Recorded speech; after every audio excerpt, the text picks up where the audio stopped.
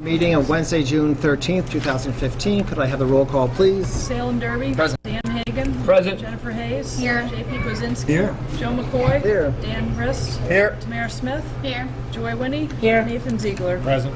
Okay, could we all please stand for the Pledge of Allegiance? Pledge of Allegiance to the flag of the United States of America and to the republic for which it stands, one nation, under God, indivisible, with liberty and justice for all. Thank you. Could I please have a motion for the approval of the minutes of May 6th? So moved. Second. A motion, a second approval of minutes of May 6th. All those in favor? Aye. Any abstentions? Okay, motion passes. Public speak time. Available. Oh, they're not available. Okay, sorry, go ahead. Public speak time. If there's anyone here from the public who would like to address the council on something other than what's on the public hearings, please come in, state your name and address for the record, please. Jason Duda, 2010 Chevy Traverse 21V K64. What? My current address. I'm kidding. 15 Mutter Street. I'm here to address Dennis LaCourse's nomination to the Board of Health. That was denied unanimously by you folks a couple weeks ago.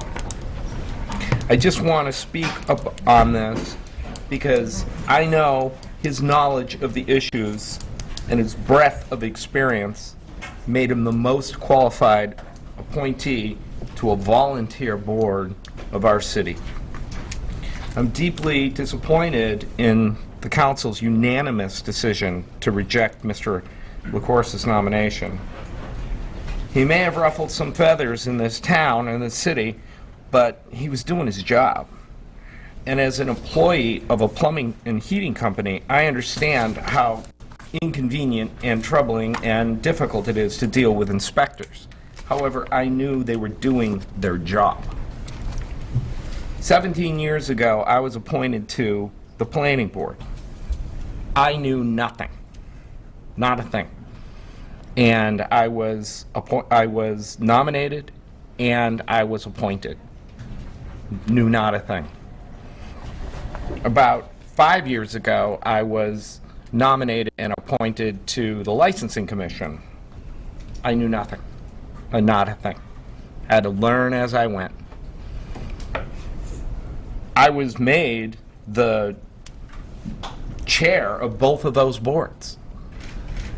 Dennis LaCourse knows more about the health department than anybody else I could even imagine. So I think it's very disappointing that someone who is well qualified as Mr. LaCourse would have been denied that appointment. Thank you. Thank you.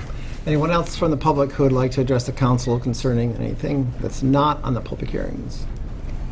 Okay. You got one. Oh, sorry. You just state your name and department if you want. John Mason, Parks and Recreation. I just want to take this opportunity to let everybody know that the Arts in the Park concert series starts this Friday night. So it's every Friday going through to the end of August. We have a lot of great shows planned for this year. There's also a movie night as well, which is scheduled for the 25th of July. So an outdoor movie night on a Saturday night as well. So we're bringing that back as well. So I just want to let everybody know we're kicking it off. Summer started. John, where can anybody find the schedule as to who is going to be the presenters and? It's online, but I'm going to put some back there. I figure we have a captive audience tonight, so I'm going to put some back there as well. And then there's going to be some at the city clerk's office tomorrow, and they am at the library and senior center as well. Okay, online the city website? Yes. Or Yep. okay, so that's Easthampton. easthampton.org. .org. Okay, thank you. Okay, thank you. Okay. So anyone else from the public who would like to address the council? Something. Great, thanks. Just state your name and address for the record. Sure, please. Seth Lepore. I'm running a crowdfunding campaign for the East Hampton Community Center. We raised 60% of the funds. We're trying to raise $7,500 right now. We're 60% there. If we get to 7,500, we're going to try and get to 10 with a stretch goal. So I just wanted to let everyone know about that. I have information on that, and I would like all of the city councilors to donate to the campaign. Thank you. So anyone else from the public who would like to address the council on something other than what's on our public hearings tonight? You're not singing it, we can move on then. Communications from elected officials, boards, and committees. I will start off, and just to kind of segue on to what Seth said. I was talking to Robin today. I just wanted to make, again, the amazing community we have and the number of organizations that have come together to try to raise money for the community center. Some of them, and I know I'm going to be missing some of them, Whitebrook Middle School. Maple School is going to have a tag sale. Center Pepin, is their student leadership group, is going to have a can drive. Seth Laporte, of course, mentioned his site, which is easthamptoncommunitycenter.causevox.com. A great place. I know I've already donated. A lot of people have. There's going to be a concert later in June, Rock Out Hunger on Kids Day on the park. There's going to be a run around Thanksgiving, so lots of events from a terrific community that's helping those people who may need help. So, and Councilor Rist has some additional I wanted to communications. announce to everybody who does not know, the 13th, this Saturday, is Cultural Chaos Day at East Hampton. I guess it was a lot of fun last year, and during the Cultural Chaos at noon, there is a grand opening for our beautiful boardwalk, which is going to attract people to East Hampton. They're going to shop at our stores, they're going to go to our restaurants. It is a great attraction, and it looks beautiful. And we invite everyone to the grand opening at noon on the 13th, right here behind the building. Thank you.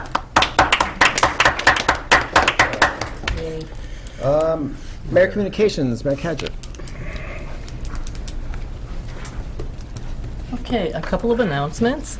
First of all, these are invitations for the Nashawanek Pond Promenade ribbon cutting, as you just announced, for June 13th at noon. There is a rain date the following week, which will coincide with the, with Cultural Chaos. The 20th? So we're going to do it right at noon, cut the ribbon, and then kick right off into Cultural Chaos. Just let me ask, is it the 14th is the rain date, or is it the 20th? I thought it was the following, yes. So it's Sunday. Sunday. Okay, good. Yes, so the ribbon will be the same thing. If it, the rain date will apply, we'll do the same thing for the ribbon cutting as the Culture Chaos.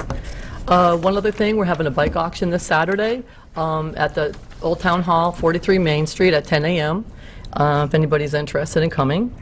And just want to, there's a lot of things on the agenda, so to be brief, but I just wanted to bring the councilors up to date, for those of you that know, those of you that don't, that the issue with the, I'm very pleased to say, the issue with the East Hampton Community Center has been resolved. I know I announced it last Wednesday, that I was able to locate some funds for that out of a former CDBG grant, which I believe the grant is the appropriate place for this type of funding. But a little bit of an update. I met with Robin and two members of the community center on Monday. I'm preparing the contract, so I need a specific scope of services. And I think through all the media that it was really outlined the identified need that was really loud and clear was for the children's summer food program. So that's what we'll be funding. And so during my meeting with Robin, it was apparent that there is not 320 children. It's more on the average of 251. So we won't need to do the full 10,000. And the good news about that is that under 10,000, we don't need to do bids, RFPs, or even price quotes. So that puts the money, the funds are readily available for July 1st, and also the contract will be ready for July 1st. I'll also have our city attorney review it when it's done. And so I needed to get some specifics from Robin. And I also thought you would be interested in how this program works. We've heard a lot about the Summer Children Program.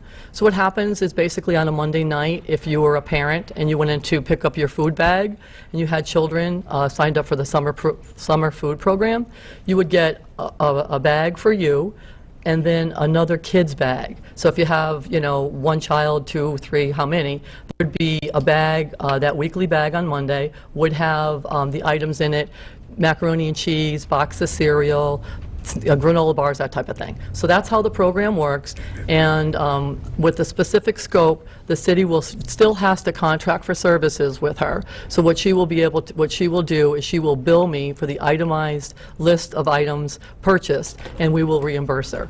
And the good thing about this situation that, you know, I was able to resolve is the fact that typically, like last year, Robin received the funds for the community center at the end of July. So this year, the funds will be available. You know, she received $10,000 the end of July. This year, her funds will be readily available, you know, as July 1st. So it doesn't interrupt the services at all. So I thought everybody would be really happy to hear that. And the other thing is, you know, it's funny, you know, good things all come out of bad, a lot of bad, you know, publicity or whatever.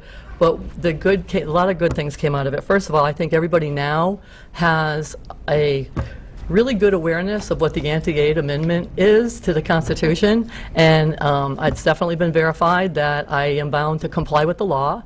And I think everybody realizes that there is a way, you know, one thing is completely, one part is restricted, and the other part is the contract services, which, you know, we knew all along, and that's what we were researching, just different ways. We will continue to work with Robin and the board, and they were happy when I was there Monday. So it's just a little funny that, you know, the word kind of, this all happened last Wednesday. So the other thing is the silver lining is all the awareness for the community center. So I think this year Robin is probably going to have the best year ever because of all the different groups and community involvement and donations. So good things do come out of bad. Thank you. Okay, communications, so I guess we can move on to some of the standing committees, Rules and Government Relations. Councilor Rist. Yes, Mr. President. First, the Rules and Government Relations Committee will deal with the two administrative code requests, 15.1 and 15.2, this evening under public hearings. We will, at the time appropriate, request a continuance for 15.3. That particular administrative code request came in on the 6th of the month, so we have, that's May, so we have time to further investigate that, and we will be meeting on June 10th at 5:30, assuming in room 1, but I will confirm that with the clerk. That will be to deal with the rest of 15.3. Also this evening, we received a request from Councilor Krasinski regarding electric rate issues. In front of you, you have received the resolution which the Rules Committee approved 3-0. And I'd like to read that resolution into the record and make a motion that we accept it. So I move that the resolution of the East Hampton City Council requesting electricity recalculation rate refunds and endorsing the establishment of a shopping for electric supply website. Whereas there are many decisions made outside of East Hampton which deeply impact the citizens of our city, and since traveling to Boston and cities outside of Western Massachusetts is time-consuming and expensive, and whereas it is important for citizens to gather locally to discuss and feel a sense of participation in the important matters which affect their lives, and whereas the East Hampton City Council has held open meetings to discuss the issue of electricity rates, therefore the East Hampton City Council has voted to send this resolution to the Department of Public Utilities, to State Senator Donald Humison and State Representative John Sybeck, indicating our support for their efforts and asking them to share this resolution with the Senate President Stan Rosenberg and House Speaker Robert DeLeo. And therefore be it resolved on the 3rd day of June 2015 that the City Council of East Hampton requests the recalculation rate charges collected by utilities be refunded in full, and endorses a plan to develop a shopping for electricity supply website which will provide competitive suppliers an opportunity to list a broad range of products and will assure that consumers can find information to make informed choices among electricity suppliers in one place, transparent and easily understood. That was a motion. Yeah. There was a second, so any discussion? Resolution. Discussion? Yep, discussion? Okay, all those, If I just may for a moment. On April 13th, 2015, the Department of Public Utilities eliminated the basic service recalculation provision. From that date forward, people who switched electricity suppliers in order to save a few dollars on their electric bill would no longer be hit by a surprise charge, which felt like a penalty for trying to be a good consumer. What the DPU didn't do is make this retroactive, and what we're asking in this resolution is that we make this fee return be retroactive. While a few customers were able to find relief through their efforts, through the intervention of individual politicians, the vast majority of consumers are still suffering from what amounts to an unfair charge. For there to be a sense of fair play and integrity in the system, this unfair charge ought to be reversed for all consumers. State Senator Stan Rosenberg has sent a letter to the DPU requesting this charge be reversed. This resolution makes the same request. The resolution also goes on to endorse a plan for shopping for electricity supply website. If you've ever shopped for electricity suppliers, it gets pretty confusing. If approved, such a plan will enable all consumers to openly and transparently find out which companies have received DPU approval to supply electricity, at what price, for what time period, and among other consumer items of interest, whether or not there'll be a penalty for switching to another supplier. So that's why we brought this forward. Thank you. Any other comments? All those in favor? Aye. Opposed, abstained, motion passes. That concludes it. I'll make a motion to open the public hearings. Second. A motion second to open the public hearings. All those in favor? Aye. Opposed, abstained, motion passes. Public hearings. Councilor Hagan. Yes, we have obviously several public hearings tonight, but we're going to take up the first item is the FY 2016 budget. The Finance Committee met over 3 nights and went line by line through the budget with the mayor and department heads, especially of the main departments. And we have a favorable recommendation from the Finance Committee. I don't know if the mayor wants to comment at all about, in general, on the budget, but I certainly would call her up to... Thank you, Councilor Hagan. As you have before you this budget, you know that it was presented to you April 15th. I believe the Finance Subcommittee has done an extremely good job researching it as usual, going through line item by line item. We've had 3 public hearings on this. So this could not have been more accessible to the public. If anybody had any questions on this budget, you know, these meetings were well posted, well advertised, and available to the public. So this is very, very impressive. What you see here tonight are the employees of this city that are here every day taking care of all the city services. And they are respectfully requesting that this city council act on this tonight and approve the budget as submitted. This is a very, very difficult budget. Unfortunately, we don't have the luxury of not balancing a budget and having a $1 million deficit. So this is a balanced budget. It is balanced on the backs of all these people that you see here. There are 0 increases. This is a budget that they are functioning on last year's money. 0 increase budget. Other than the school, obviously there's an increase, but nowhere near what they needed or wanted for level funded.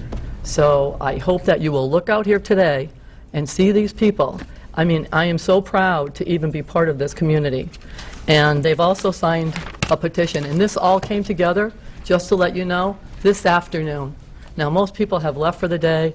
This is what happened in just a few hours, because they have some type of concern that this council is not going to act on this budget tonight. And it's vital so that we get on with the crucial services that our city provides. And I'll just pass that down. Some of the people, had already left for the day. This just came upon late this afternoon. If you have any questions on this budget, we're here to answer them. As you know, it's not in PDF form, but that does not mean we are not transparent. This budget is available in the library, the city clerk's office, and my office at any time for people to come in, sit down, review it, look through it, whatever the copies need of it, they're more than welcome. We do charge them per page. Normally, it's also, the summary is on our website. This is the way we've been doing it for many years. There's always room for change, always room for improvement, but as you can see, when you look at these budgets, the cuts that are in here, the staff that we survive on, this is the best we can do, and I'm telling you, we do the best we can do. This budget includes, just on the city side, 5 layoffs and cuts. It's extremely painful. So please act on this tonight. Thank you. Yes, if I could. The total budget is $38,189,534. And as I said, we did go through it section by section. What I would like to do, with the permission of the chair, is I'd like to actually start with Section 3, though, tonight, which is actually the largest, is the schools.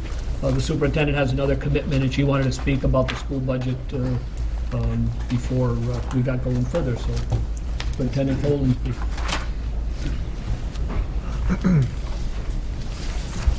Thank you, Counselor Hagan. Yes, it is awards night at the high school tonight, and I need to be there to present some awards, which will be a wonderful occasion. I just wanted to take this opportunity to share with you a little bit of what we're experiencing in the school department in terms of the budget. Since 2010, the school department has lost 36 full-time employees, full-time staff, and 17 part-time staff. We haven't had a level service budget since I've been superintendent. This is my 5th year as superintendent. Level service means that we're able to maintain all of the programs, service, and personnel that we have in a current year. So again, this year, with the mayor's number for us, which was as generous as she could make it, we still do not have a level service budget. We're again facing a deficit, and this time it's a deficit of around $340,000. That means that on top of those 36 full-time and 17 part-time people we've had to eliminate over the years, we're going to eliminate another 6 full-time employees. And in addition to that, as in other years, we're going to substantially reduce the amount of funding that we have for supplies, for textbooks, for programs and services, for professional development. We tried to make our cuts to our budget in every place other than personnel. The cumulative effect in money of the deficits in the school department budget since 2010 is approximately $5.6 million. This has had a big impact on the school department, although we have managed to be resourceful and to reallocate resources, and we still believe that we have a very high-quality educational program in the East Hampton Public Schools. We're very proud of our schools and the programs that we offer. As I think you all know, our high school went from a level 3 high school to a level 1 high school, the highest designation of accountability in the state. We're very proud of that. So we know how to work hard and to use the funds that we have to do the very best job for our students. But what happens as well is that we have approximately $1.8 million leaving the city for charter and choice. Now, this impacts every department in the city, the $1.8 million. Parents who are choosing to take their children out of our schools and choose to take them to another public school or to a charter school. So any further cuts to the school department budget would reduce our ability to, we'd have to eliminate more positions, and it would further limit our ability to remain competitive with our neighboring districts and with the charter schools. I think that we're doing a good job now. I think with the budget that the mayor's proposed, that we will continue to be able to provide that high-quality educational program. But I urge you to approve the budget tonight and to approve the mayor's number. It's very important to us in the school department. And I know there are many people here tonight who have attended this meeting to show their support for this school department budget. Thank you.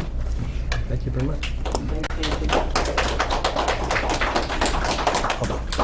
Just one clarification of all these different departments. This is the one department that the mayor makes a general number funding recommendation, and then it's up to really the superintendent and the school committee to determine where those funds are used, unlike the other sections of the budget where The mayor and the council have more of a role in where the money is used. That's really the responsibility of the school committee and the superintendent. Is there anyone else from the public who would like to address the council on this is about the school department appropriation? Okay, not being seen. Councilor Hagan? Any councilor questions? Otherwise, Comment Councilor... after it's in motion. Sure. Otherwise, Councilor Kwasinski will read a motion. Section 3, schools. I move that the city, Oh, you missed it? All right, let her have it. Let her have it. I can run the meeting, thank I you. apologize. I'm sorry, so you're speaking just public comment or just on the school or what? On the school. On the school, okay, sure, thank you. Yeah. I apologize. Joe. My name is Lori Shine. I live on Ward Avenue, and my husband and I have lived in East Hampton for 12 years. We've watched lots of positive changes and really grown to love our city. We're choicing out of the East Hampton Public Schools after being in for 2 years and watching low morale and the effect of all these budget cuts that Nancy Follansbee has reiterated to you. That doesn't make me popular, but it makes me a species that many of you have wanted to interrogate. And I'd be happy to talk with you more anytime about why. But since we've moved to East Hampton, we've never seen increases in school funding. We've seen lots more strollers in the aisles of Big E's. We've seen lots of cultural changes and lots of new families moving to town. They're all choicing out because you guys, we need to show our commitment to the schools. Everybody sees and watches. I know there's a limited amount that we can do and that we're all strapped. But when the schools take a cut year after year after year, and the teachers are doing the best they can with huge class sizes and no adjustment counselors, makes it pretty rough. Thanks. Great. Thank you for your comment. Is there anyone else here who would like to get in for the school comment before? Okay, if you could just come to the podium, state your name and address, please. Hi, my name is Casey Corsello, and I didn't write or anything or prepare anything, but I am the PTO co-chair. And my daughter's in kindergarten, and I have to say that we've had a great experience with these schools. And we moved to East Hampton about 3 years ago.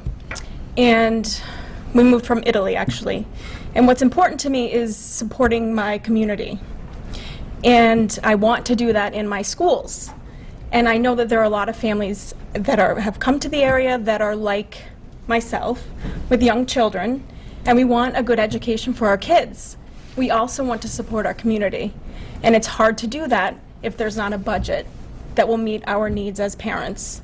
And I just ask that you approve the mayor's budget for families like myself and for families in our schools. I think it's really important that we have great schools in East Hampton because it's a great town.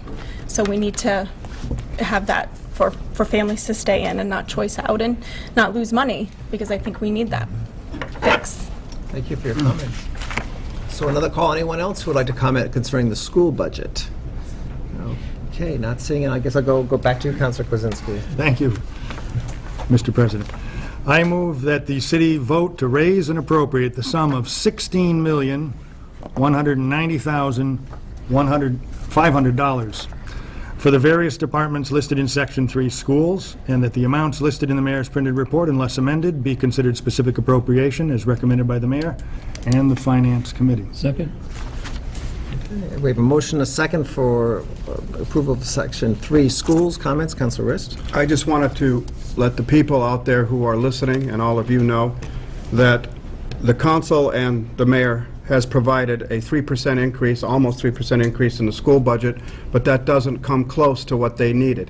Level services for them was something close to 6%. What does level services mean? It means the same staffing and the same programs, the same supply budgets, etc., as last year, and we couldn't meet that. Now, if people are concerned that maybe we're paying the teachers too much money, that's crazy. I believe they only asked for a very minor increase in salary. The last few years, they have done their best, and they're great people. It is the state mandates, charter and choice funding mechanisms that are creating this problem. State mandates appropriately for special ed, for instance, in which we have to fund out-of-district special ed needs, and they're appropriate. I'm not knocking special ed. But the state mandates this and does not give us the funds to help us pay for it. Choice, I may not agree with all of it, but people should have a choice. But the funding mechanism shouldn't be based on an antiquated formula for population and income. It should be based on the fact that the state wants this to happen. And charter schools, they're great. They provide an excellent avenue for special kids to do special things like performing arts. But it has to be funded by the state. They're killing the schools. So what the state says to all of us, well, if you don't like it, why don't you raise your property taxes? I'd like all of you hearing my voice, and all of you in this room, to write a letter to your representatives, to the governor and everybody else, because this is 6 years. We've had 5 years. We've had to cut teachers and staff. It's ridiculous, and they blame, and a lot of people try to blame the government, the city government, but $16 million is what we fund, and it includes paying the benefits for the teachers, you know, their health care. We have to pay that. That's the city side, and all the supplies and necessary net school spending that's on the school side. But the city's funding, the state's funding mechanisms have to be changed. And I ask all of you, hearing my voice, we have to stop what the state is doing to the cities and towns that can't afford to ask their residents to increase their budget by millions of dollars. You heard the finance director, 1.8 million that we're sending out to choice and charter schools to other districts to pay for people that live in our community but go to other schools. That's $1.8 million that would solve the whole problem. But we have to pay it out. Thank you, Mr. President. That's Thank my you for speech. those heartfelt comments. Anyone else like to? Councilor Winnie? Yeah, I just want to reiterate, I agree with everything Councilor Riss said and then some. Just so you know, in the back of this budget book, the mayor has inserted a pie chart. 66% of the local tax dollars, the local tax money that is raised in the city of East Hampton is going to the schools. The other 34% is being used for our services for everybody else. DPW, fire, police, city services, all of it. 34% of your tax dollars are going to support our other services in the city. So I will encourage you, just as Councilor Riss did, write your legislators, because this can't be fixed on a local level and it can't be fixed on the taxpayers. It has to be fixed at the state level. The funding schedules at the state level are so antiquated and so far out of tune with what's really happening in this economy and for cities and towns, it's ludicrous. Thank you. Councilor Derby. I just want to say a couple things, and one is that I'm really proud that we are funding our schools $950,000 above what the state minimum is, and I think that's important to recognize. I have 3 kids in the East Hampton schools right now, and they're having a really good experience.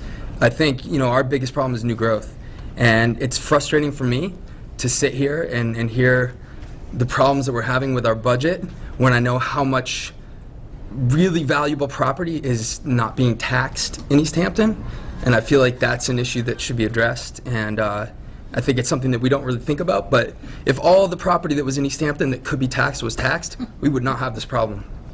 I'll end there. It's just not new growth. It's just not new growth, no. Any other comments or questions before Councilor Kozinski? I echo the passionate comments of our Vice President, and Councilor Winnie, and Mr. Derby.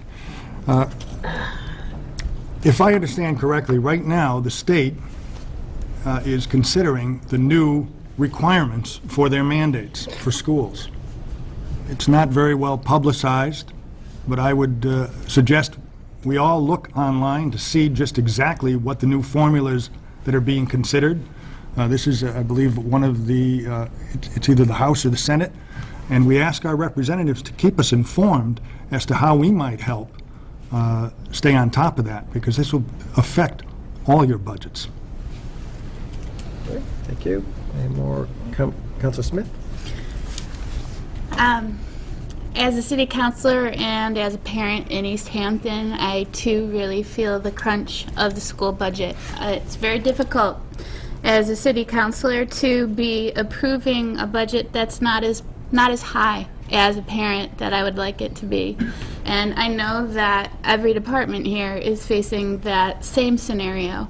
When it comes to the education of our children, I am very aware of the cuts that my children's education has faced as a result of not having enough tax dollars to pay. And I agree with the state needing to change their regulations, and I also agree with having transparency at the local level about where the money is being spent within the schools and within the larger city budget, because we are all working very much on very similar and same goals, and I just want to make sure that that tenor is heard as well, that we also agree that we really need more money in each of these departments, so just aware of that. Councilor Hagan? Just one final comment. I just want to say that, at least as far as the Finance Committee, we were supportive right from the start of the budget. We wish we could do more. My feeling is the young people are the future of all cities, and again, I would certainly never think of cutting the school budget or most of the other city budgets either, but Possible for me to say one more thing? We have a motion on the, thank you. We have a motion on the table, thank you. so that's all. Yeah, okay. So we have a motion, a second. Any more comments? Okay, all those in favor? Aye. Opposed, abstained, motion passes. What section are you doing now? We'll go back to 1. Okay. The Section 1, it just as a general, is general government, which funds most of the administrative functions of the city, such as the mayor, the city council, I believe the planner's in there, I'm looking around the room, the finance director, most all the city functions. Again, we went through line by line, and I guess I'll see if there's any comments from the public or if anybody from the city. As I said, there's several departments under general government. If any of the department heads within that want to speak, it's certainly. So I guess I'll start off with administration, mayor, or the finance director, you're welcome to, or then we can go right to any department heads who are covered by general city government. City planner, Jessica Allen. Thank you. I also want to reiterate, just to please pass what is before you. We've taken substantial hits in our department this year. Not only have we cut whatever fat was left, but we are down to the bone. If you cut any more from my department, I am going to have to cut services in my personnel staff, which means that my assistant planner will no longer be able to go to regional economic development meetings to try to recruit businesses to come into East Hampton. My grants coordinator, who is an invaluable asset to this community and helps me on all of the wonderful things that we're doing in the city, from grants, from the boardwalk to the Mills project.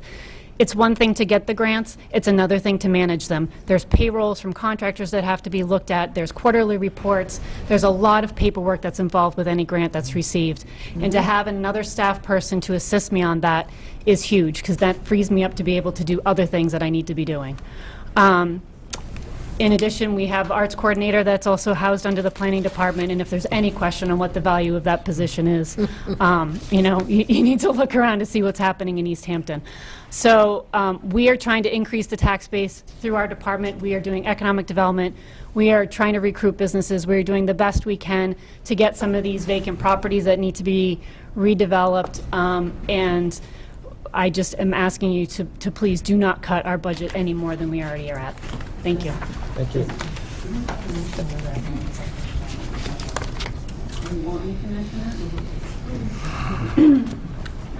So per the mayor's request, she's asked me to explain a little bit more detail of the $9,500 that is being granted to the community center for the summer program.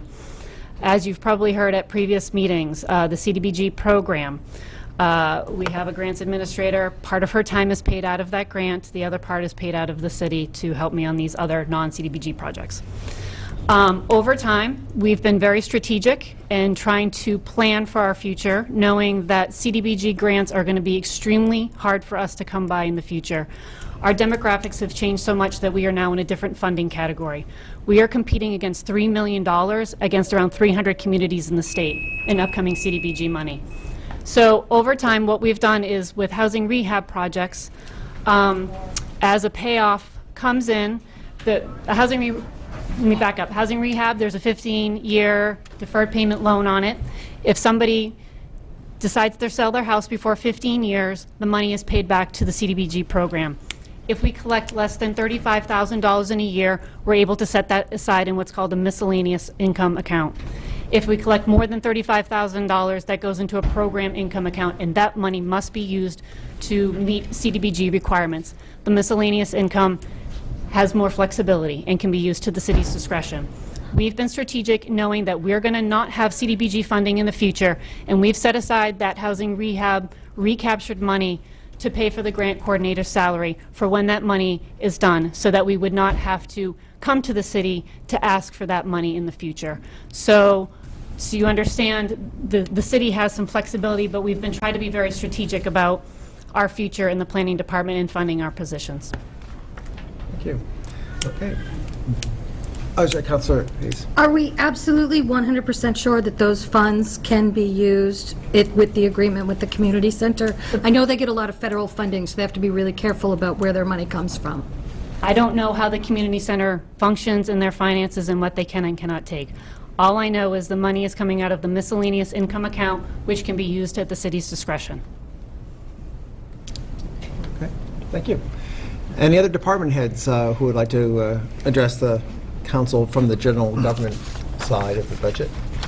And I'll open up anyone from the public who would like to come and address the council concerning this appropriations. Not seeing any. Go back to you, Councilor. I'm sorry. Yep.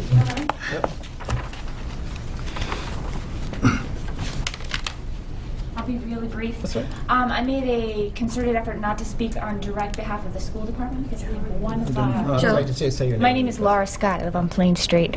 I do serve on the school committee, but I'd like to speak tonight as a citizen. I think that one of our largest hurdles in the city is trying to reunify over, some period of degradation between departments or perceived degradation in that relationship. And I think that we've come a long way, and there's a lot more partnership and cooperation. So I would just speak to you tonight to reiterate and ask, we all make an effort to set aside our differences. I'm not always in agreement with everything that my colleagues in the school department have to say, but we can reach a compromise and we can move forward because we're on a precipice right now. This city, I think, has every advantage and every ability to move forward, but I think we have to make careful, considerate decisions and avoid any opportunities for political posturing.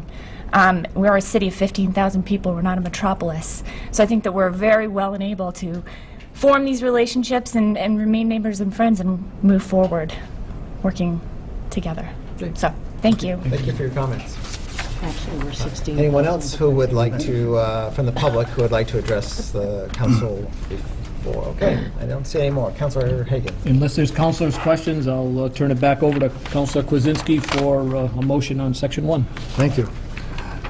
General Government, I move that the city vote to raise and appropriate the sum of $1,652,299.79, various departments listed under Section 1, General Government, and that the amounts listed in the mayor's printed report, unless amended, be considered specific appropriations, with the following amounts to be transferred as recommended by the mayor and finance subcommittee. Water Enterprise, $49,698,088.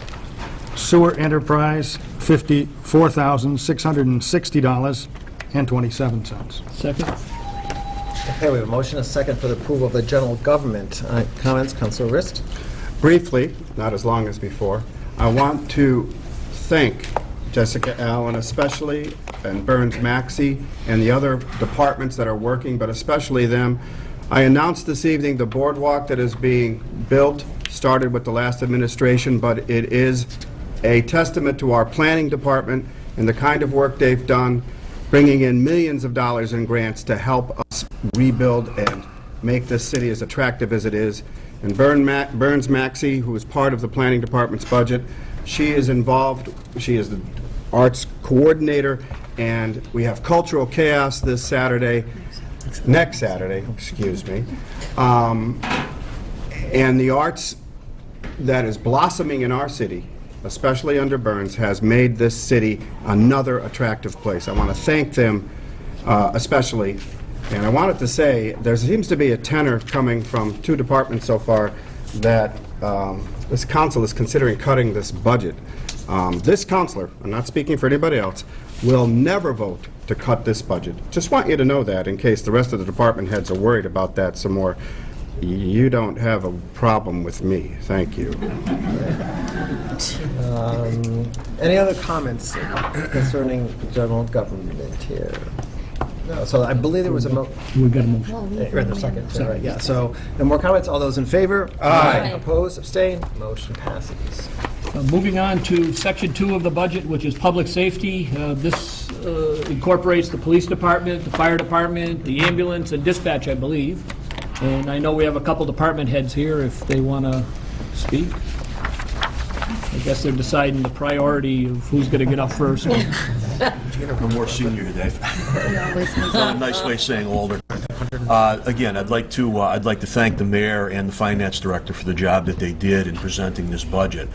Am I happy with it? Not in the least bit. I mean, we could use another $400,000 to $500,000 in our department.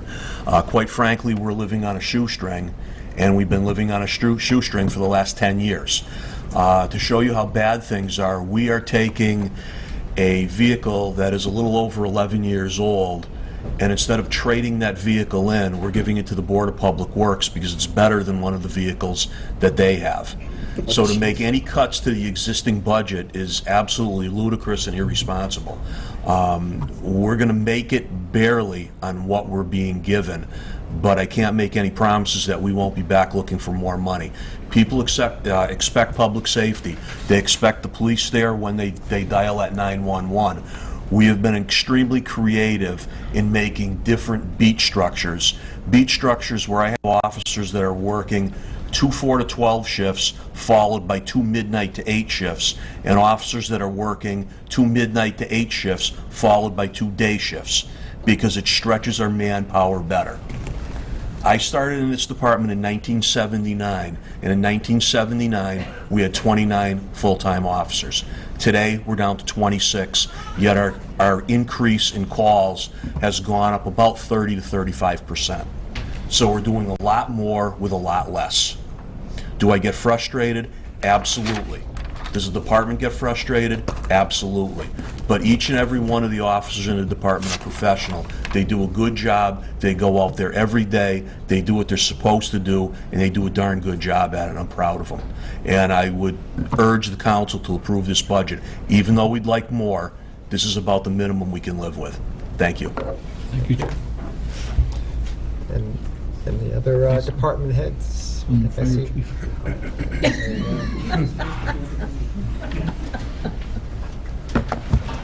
He went first because he's only got one budget to deal with. I have 3 different departments. I'll hit on the first one by number, dispatch. Right now, with the exception of 2 days out of an 8-day cycle, we have 1 dispatcher on duty. The dispatch center in East Hampton averages over 18,000 emergency calls per year with 1 dispatcher on duty. The dispatch supervisor, who is tagged with all the administrative tasks, has to get them done in the 2 days that there's a second dispatcher working in the center with her. With that type of call volume, which doesn't include business calls, there's not a lot of time for her to get the administrative tasks done for that department. If you look at the history of this, when it was created in, I believe it was 1998, before we moved into the public safety complex, there's been no new positions added. Call volume, I dare to say, has doubled, if not tripled. In the very near future, all cell phone calls that currently go to either the state police in Northampton or Framingham will be coming directly into our dispatch center, which is going to triple their workload.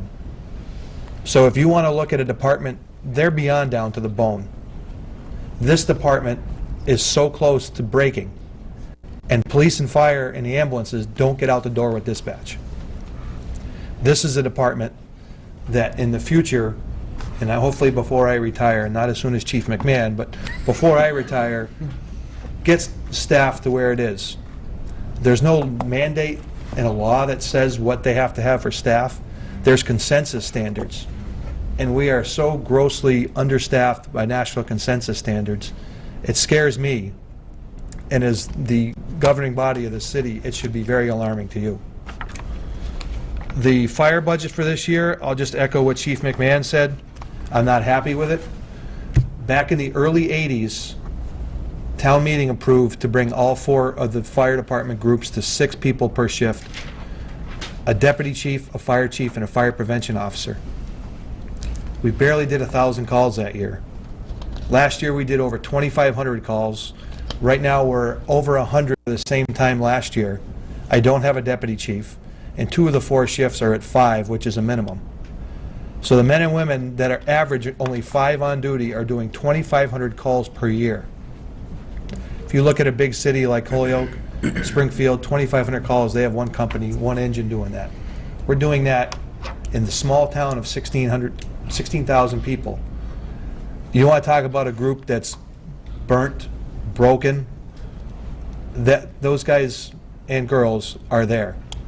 Not only are they working their 42 hours scheduled a week, there's overtime, there's mandatory overtime, because we need to maintain a minimum of 5 firefighters on duty to adequately protect the citizens of this town.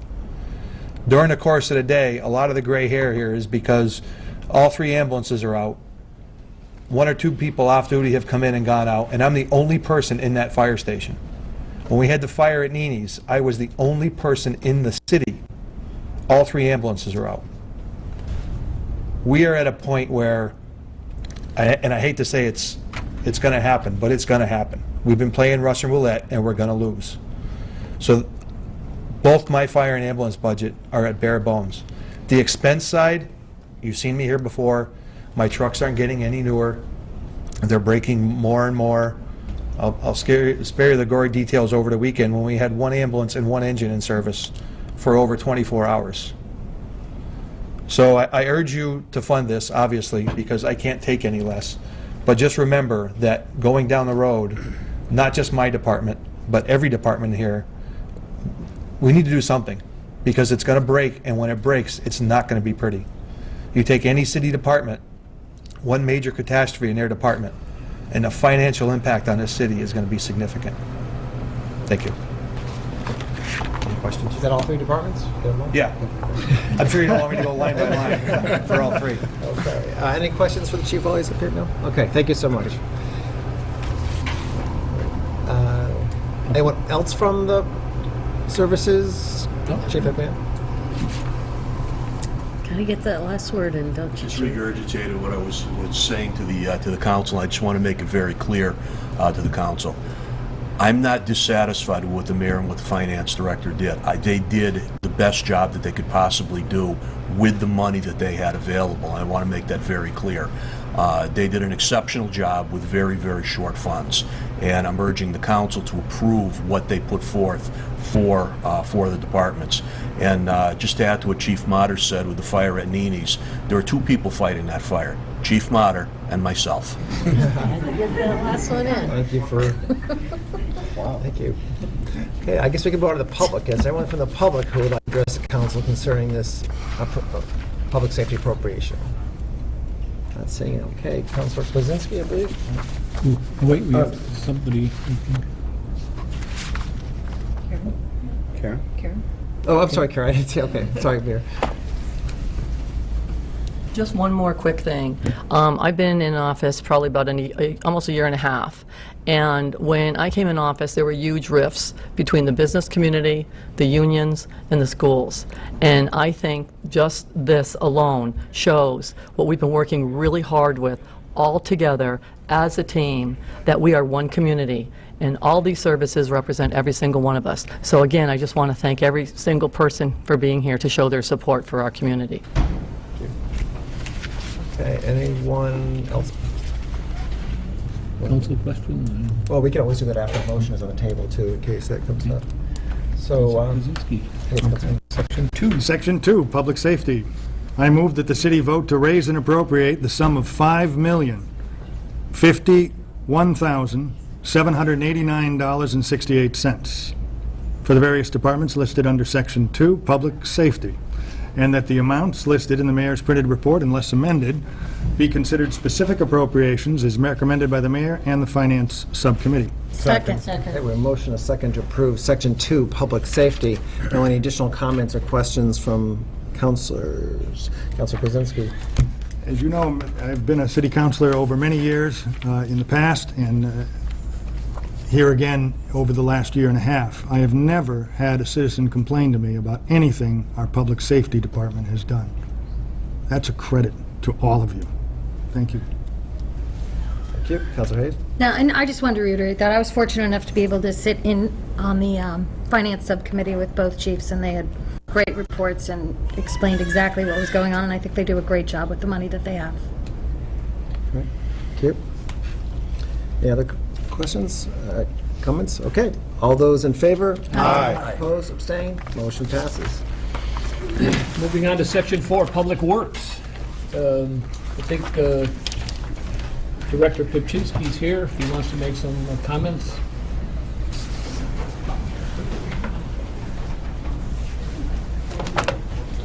Good evening, Joe Pipchinsky, I'm the Director of Public Works. It's like a cocktail party. I really can't follow up much on what the two chiefs said, but I will tell you this. Yeah, we're cut too. Out of a full staff of 36, we're down to 31, 5 individuals, and it's been that way for 10 years. The other thing is in the real world, the real world construction season is May, June, July, August, September, the prime construction season. In East Hampton, it's only July, August, and September, because in May and June, I don't have any money to do anything till I get new money in July. Our equipment is aging. There's plenty of work out there. Again, I urge the council to vote this budget. Is it something I like? No. But it's something that, looking at the entire picture, I realize what we have and what is out there and what is possible. And this is the best possibility we're going to have. So I urge the council to vote the mayor's budget. Thank you. Anyone else from administration, public safety, who would like to, public works, I'm sorry, would like to address the council? Okay. Finance Director Walensky. I just want to say that although that department looks like it has an increase, it's really one line, and that's snow and ice, which has been grossly underfunded for years. And we just brought it up to the sunniest, warmest winter you ever saw, and we hope that, we won't be in snow emergency before Thanksgiving this year. So I just want to clarify that that's why it's spiking a little bit. Looks like we may have a question for you, Councilor Hagan. There was also a couple of line items that you combined so that... Correct. There's a couple of things that came out of the general fund. I don't have my notes, but recycling and hazardous waste went from planning went from general fund into the public works section because the DPW office is now handling that, and it made more sense to us there. Okay, thank you. Questions? Okay, thank you very much. Is there anyone else from either the administration or now opposite to the public who would like to address the council concerning the appropriation for public works funding? Okay, not saying any. Is it Councilor Council 4, no, this was Councilor Rist. For Section 4, Public Works, I move that the city vote to raise and appropriate the sum of $1,614,655.29 for the various departments listed under Section 4 Public Works, and the amounts listed in the mayor's printed report, unless amended, be considered specific appropriations, with the following amounts to be transferred as recommended by the Mayor and Finance Subcommittee. For Water Enterprise, $204,911.32. For Sewer Enterprise, $171,833.20. For sale of lots, $2,500. For the parking fund, $4,000. That's the motion. Okay. Second. Okay, so we have a motion, a second. Additional questions from councilors or comments? All those in favor? Aye. Opposed, abstained, motion passes. Moving on to Section 5, Human Services. Human Services includes the Board of Health, Council on Aging, Veteran Services, Veterans Benefits, and the Survival Center, which has been eliminated, or at least the funding has been eliminated. I don't know if there's any department heads from any of those. I don't know if the mayor has anything to say. Or... Somebody's. Oh, I'm sorry. I didn't see the Council on Aging up there. So. Hiding in the back. I'm hiding in the back. Hi, I'm Linda Talbot, the Executive Director for the Council on Aging, and I've worked in that position for the past 18 years. As you know, our population is, I would say, steadily increasing. It actually is jumping rapidly quite forward. I ask you to not cut our budget. Our population in East Hampton now is probably 24% 60 and above. That is a substantial amount of clientele. We may not service every person in East Hampton that is 60 above. I call ourselves the kind of the hidden department. A lot of people do not understand what we do, and a lot of that is because we do a lot one-on-one with clients in the privacy of their own home. And what goes on in the client's home is considered confidential and private. We also do provide, I think, an outstanding transportation program, which is a credit to the city of East Hampton. Why we only have one van now, we've reached a crisis in trying to provide transportation for our citizens. They are taxpayers, they love this city, and many of them watch you on cable access television. So I ask that you put forth the budget that the mayor, myself, and Melissa have worked out, and thank you very much. Thank you very much for your comments, service. Any questions for, okay, thank you very much. Is there anyone else from the public or administration would like to comment on Human Services? No? Okay. Councilor Rist. For Section 5, Human Services, I move that the city vote to raise and appropriate the sum of $567,879.96 for the various departments listed under Section 5, Human Services, and that the amounts listed in the mayor's printed report, unless amended, be considered specific appropriations as recommended by the mayor and the Finance Subcommittee. Second. Okay, we have a motion and a second for the approval of Section 5, Human Services. Any additional questions or comments before a vote is taken? Councilor Smith? I just want to, 24% of citizens over the age of 60 is huge and obviously growing. As a gerontologist, I just had to point that out, that, you know, on average, we're looking at 13% of the population over 60, and in East Hampton to have 24%. That is really, really a very large percentage of elderly people in our community, and I really think that goes very, very unnoticed for many reasons, but that is really a sizable number. So. Thank you. Councilor Rist? First time I've been called elderly, but I appreciate it. I know you didn't Oh, mean it. it's subjective. No, it's not the first time. Come on. No. So any additional questions or comments? No, not being seen. So all those in favor? Aye. Opposed, abstained? Motion passes. Moving on to Section 6, which is cultural and recreation. Included in that is the Emily Williston Library, the Recreation Department, the East Hampton Community Center, which obviously we've heard about, the Parks Department, Parks restroom repair, Memorial Day and Veterans Day. And again, I'm not sure about department heads in any of those particular departments. I'm trying to scan the I see room. Mr. Mason's Mr. here. Mason is Yep. here, yes. I stand corrected. John Mason, Parks and Recreation. The other department heads hit it before me tonight. Are we happy? No. Our motto is, give us what you give us, and we'll do the best we can, and we'll continue to do that. So we hope that you support our budget. We have, you know, I heard the chief say an 11-year-old vehicle. We dream of 11-year-old vehicles at the park. You know, so there's a lot of things that that we need down there as well, and we'll just work with the city in the best we can. But please approve the budget as presented this evening. Councilor Hayden. Just one quick question, John. I know we mentioned at the subcommittee meeting the other day, but for the people that weren't here, could you just bring people up to date on some of the projects in the park that, like Yeah. the soccer and the baseball? And So over the last several years, we've been able to add 2 baseball, softball fields. We have a request for proposal with bids due on June 17th for the soccer complex. We just put $225,000 into a playground and upgrade at the spray park. We've added a kitchen at Pavilion 1. We've redone Pavilion 3 with an all-new patio. Pavilion 4, the Rotary did their part, adding a kitchen, and then our department added the patio and the wall, retaining wall around that. So yeah, we and that's been all through no cost of the tax dollars through the city budget. It's been through grants and the CPA and other sources, so we've been lucky to be able to help. And then we're also been heavily involved with the Boardwalk project as well.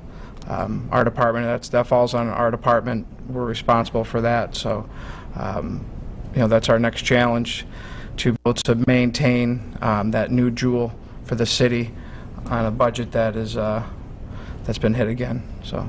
Great. Council Whitney. So John, when are we going to get those paddle boats in? I'm glad you asked that question, because I did some pricing. It's about $15,000 for paddle boats and canoes. So if we can get some funding for that. And then the position that got cut, we'd have to get that position back in another to have someone down there.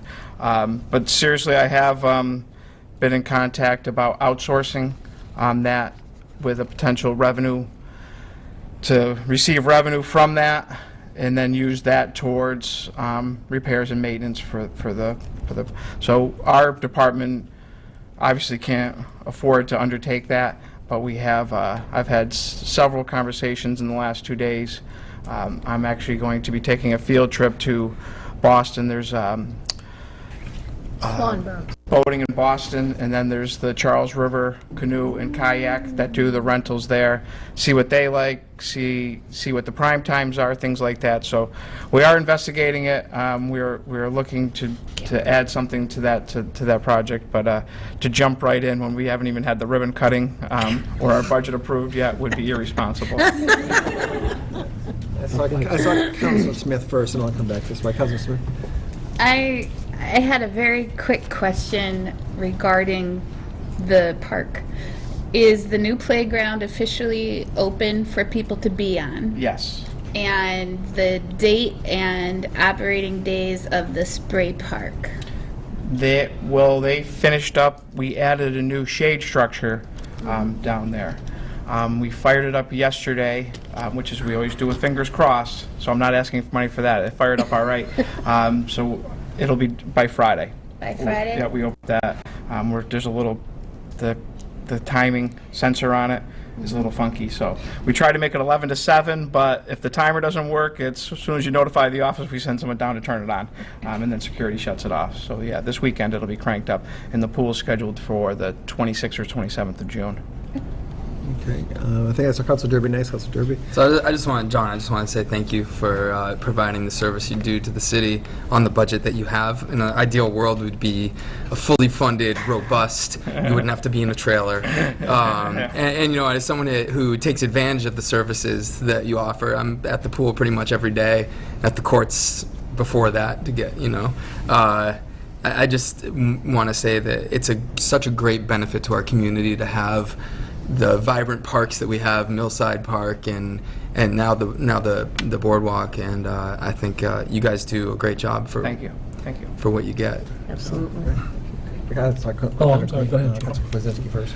I think we've spoken about this before, about encouraging the tournaments that occur in our park, and it is the opportunity to bring in additional fees through folks coming in from out of town, across the state, other states, to play in the park. And I know your fees are relatively reasonable, it seems, and yet you manage to raise quite a bit of money, and that's always great for the city. On the paddle boats, I've asked that question too several times, and I know our city planner is in the audience. Can you find us some funds to help? No, you're not allowed to answer. I just wanted to correct that. But so the other thing is, if you're going to go online, another place to look is Baltimore Harbor. Their inner harbor is just a fabulous place for I've been there. You're going to fund that trip for me? I'm not suggesting that you go to Baltimore at this time. I love Baltimore. Just sign me up. I'm there. But it would be another place just to be thinking about as a model for us. Yeah, I just wanted to remind everybody that we did pass an ordinance that would allow someone to start a business, be enterprising, and be able to use our new area and rent out kayaks or paddle boats. And sometimes, if we can't fund it as the city, maybe someone who's enterprising would want to step up and do something that would enrich downtown. Yeah, that was good vision to look at that when city budgets are lean, to look at outsourcing. Thank you. Councilor Hagan. I just had one quick thing to kind of go back to, because you did make the statement that there's no taxpayer dollars involved, but CPA is taxpayer dollars, but it has to be specifically earmarked. I know you didn't mean that it was coming out of general fund, but it has to be earmarked for specific projects. And as one who sits on the CPA committee, I think most of the projects, in fact, all the projects that we brought forward have been very worthwhile, both in the parks and in the other areas that we can utilize CPA money. But I know it's very restrictive where you can use it by state laws. Any other questions or comments? Great. Thank you very much, Mr. Mason. Thank you for your time. Thank you. Is there anyone else from the cultural recreation part of the budget who would like to come up and address the council? Councilor, Chief Mater. I stand here as a resident, not as a department head. I always kid John, once the park's open, I think I'm up there as often as he is. But a lot of people don't realize that it's not just the park they're responsible for. They have the boardwalk now, they have Millside Park, they have Catherine Root Park. Cemeteries fall under them. So if you look at the workload those guys in that department have with the staff, and look at those facilities, and sadly a lot of people don't go into Nonotuck Park. It's more than ball fields. There's a pool, there's a free water spray park, there's pavilions, there's picnic tables, and some of them have great views of the pond. So when you look at what that, and I call that our hidden jewel, and what their budget is and what they get, I think it's amazing. And when the counselor talked about the tournaments, I coach a summer softball team for 18 and under girls. And when those teams come into our park and they stand there, unfortunately the view won't be as pretty this fall, but when they look up at Mount Tom, and the same in soccer season, every one of them always says, this has got to be run by somebody in the city. Cities don't have the kind of money. And I always tell them, I'd love to show you John's budget because you'd probably laugh and figure how he does it. But if there's any department in the city, and I'm always advocating for me, if there's an extra penny I can get out of the mayor's pocket, I'm going to get it. But if there's any department in the city that I think is grossly underfunded, I think it's John's. And when that day comes when the golden cash cow lands, I think they should be the first ones in line to get the money, because look at the responsibility and look at his staff. And I encourage everybody to go check out Nonotuck Park and look at more than just the athletic fields. It's, and if you go there during the day, everything but the pool is free. Which is unlike some cities, say to the north of us, that have parks. It is free during the day except for the pool, and I think that speaks volumes for the city and the work that John and his staff do. Thank you. Great. Thanks again. So, got anyone else would like to address the council concerning cultural and recreation? We could certainly open that up to the public as well. So, department heads or public would like to address concerning these line items. Okay. Let's see more. Councilor Rist. Section 6, Culture and Recreation. I move that the city vote to raise and appropriate the sum of $516,439.24 for the various departments listed under Section 6, Culture and Recreation, and that the amounts listed in the mayor's printed report, unless amended, be considered specific appropriations, with the following amount to be transferred as recommended by the mayor in the Finance Subcommittee: Emily Williston Library donation account, $10,000. Second. Okay, we have a motion and a second to approve of Section 6, Culture and Recreation. Councilor Kwasinski. Thank you. I just wanted to speak just briefly for the East Hampton Community Center and to say that with regard to the programs served by that center, I always believed that with a little creativity and some perseverance, that problem would be solved. Thank you. Okay. Councilor Rist.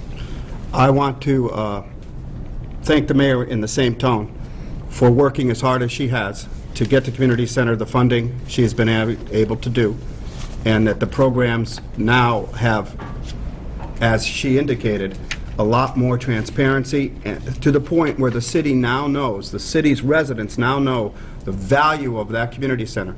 The donation, hearing tonight that a donation account has been set up and that it's already reached 60% of its goal, as the mayor said, out of a bad situation in which a law, which we must follow, caused a situation that now provides good situation in that we have money coming in for the community center.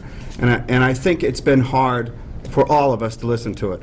And although I haven't agreed with Councilor Kwasinski on a lot of his methods, I can't discount his passion has been part of this. And I thank him for that, because it's also raised awareness. And raising awareness is what we need to do. So I'm very happy that we have a good program in place, and that the mayor has done a great job in dealing with this issue and coming forward with it. I thank her for it. Thank you. I'm sorry, I saw, is your hand still up? Councilor Hayes? Yeah, I'm fine. Okay, I saw you, but I didn't first, so. Sure. This is difficult because this is the section where the East Hampton Community Center's budget was completely taken out. And I feel a little bit personally responsible because I heard that this was going to happen in January, and it seemed so far-fetched that I didn't pursue it aggressively. I talked to a couple of people. I said, can you keep an ear out if this happens? And then as soon as I was handed the budget, I looked and saw it. And then we found out that it was because of the anti-aid. And I do wish that we had been able to work on this earlier in the year to be able to come up with something creative as a solution. I think the solution we've been able to come up with in the last few weeks is good. I think raising the profile has absolutely helped the community center a lot. I know Seth Lepore has done this donation account for them, which is working out really well for them. They have access to the money immediately. It's really great. And then the other couple of organizations, like they're going to be, annual 5Ks. So yes, the profile has been increased, but I would hope that if something that is obviously this important to the community, 1,400 signatures that we got that said, fix this, make sure this doesn't happen. We have to listen to that. So I would really like to make sure that we don't make this kind of mistake again in the future. Although, Councilor Hayes, the way you started out that their funding was cut, obviously our part of their funding, which is 12% of their budget. Oh, right, sorry, I misspoke. So our funding for the East Hampton Which is Community 12% Center was going to be of their funding, zeroed out. Okay. And then I think we brought this up too, although I am in agreement with the spirit of that petition, part of that petition was outright illegal, asking us to defy the anti-maid amendment. It So was, like and the maybe spirit of we it, but- would have risked being written up, which I don't know if that's the equivalent of being sent to your room, or if there's a fine, Oh, no, but it there's seemed fines. like every community that was written up, they were then given an opportunity to fix it.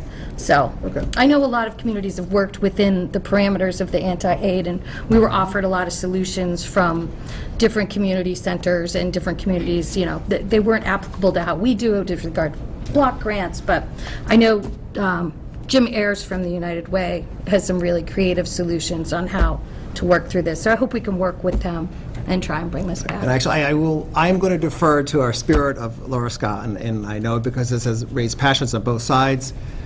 She urged us to be a community and see the best and move forward with a solution, and we have a solution. So I'd like to talk about that and move forward. Is there someone who, do we have a motion? We have a motion. Okay, I'm sorry, but there's a motion on the table, so I can't take any more. From outside, Councilor Winnie. I'm going to get off that subject, and I want to go to the $10,000 donation. Is that what Williston gave us this year, was $10,000? Yes. In lieu of their tax payment towards the Emily Williston Library. Okay, so here's my question. In the past, didn't they used to give us 20,000? 20. Huh. So, was there any explanation from anybody? It's as been to- 10,000 for the past 3 or 4 years. I'm just going back on the top of my head. It Okay. hasn't been 10,000. It was 10,000, I know, the last 2 or 3 years, but. If I may? So as I say, I can't bring any from the public, but anyone from the council. If I may. Sure. You're absolutely correct. The figure is I am. $10,000. Is that- It is used that to a be- fact? It used to be 20,000. Interesting. And if I Didn't recall, think my brain cells were dying that quickly. Go ahead. if I recall correctly, the explanation was at the time, several years ago, there was a stock market drop. Oh, And really? that drop resulted in the endowment being affected, and of course, that meant that they had some lost revenues, and they needed to cut some expenses.